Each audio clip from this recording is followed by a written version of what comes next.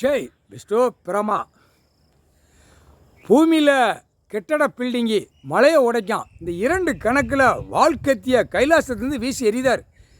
வாழ்க்கத்தினா என்ன தெரியுமாடா? இது பெரிய பவர்ரா. உடால ஒரு மாநிலத்தில் வச்சுருப்பான், தலப்பா கட்டி அந்த வாழ்க்கத்தியை தூக்கிட்டே அலைவான். அது விஷ்ணு தான் அப்படின்னு அவன் நினைக்கான். இது கடவுள்.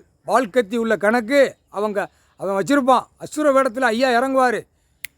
உடால மாநிலத்தில் ஹிந்தி பேசுகிறவன் குஜராத்து, அடுத்த ஒரு மாநிலத்தில் உள்ள வச்சுருப்பான். இந்த வாழ்க்கத்தியை கடைசி ஐயா முடிப்பார், கடவுள் முடிப்பார். விவசாயத்தை அழிச்சு வச்சுருப்பான்.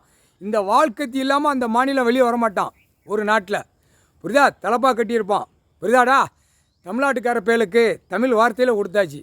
அந்த வாழ்க்கத்தி அசுர வேட இப்போ தான் வராரு ஐயா, கடவுள் வராரு.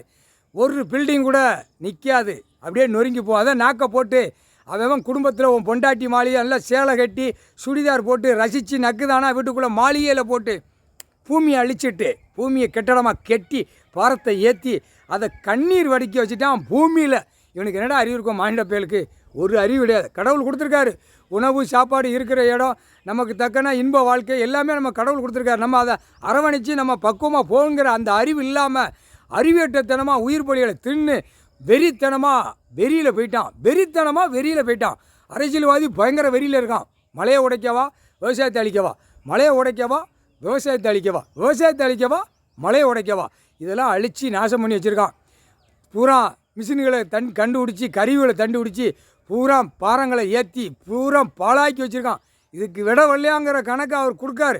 விட ஏண்ட வரணும், வரலனா எல்லாமே நொறுக்கி விட்டுருவோம்ட்டார். எல்லாமே வாழ்க்கத்தி நீதிமன்றத்துக்கே எறிதார். நீதிமன்றம், கோர்ட்ஸ், டெல்லி டு தமிழ்நாடு, தமிழ்நாடு டெல்லி வரைக்கும் நீதிமன்றத்துலேயும் குத்துனா என்ன நடக்கும்?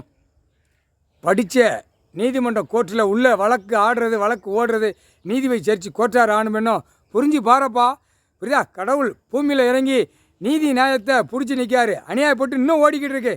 ஏன்னு கேட்கலையாங்கிற கேள்வி கேட்டுகிட்டே இருப்பார். அவர் போடுவார் கணக்கு, கேட்டுக்கிட்டே இருப்பார்.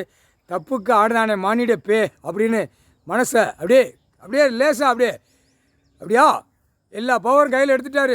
இப்போ வாழ்க்கத்தி அவன் பில்டிங்கில் வீசி எறிதார். எல்லாமே சிட்டி கிராமத்துலலாம் இவர் பவரில் இருக்குது, கடவுளுடைய பவரில் இருக்குது. செகண்டில் அப்படியே உருகி மானிடப்பே உள்ள பொண்டாட்டியோட காலை 2 பின்னி பிணைஞ்சி அப்படி நக்கி இருக்கையில் அப்படியே இறக்கிடுவார்.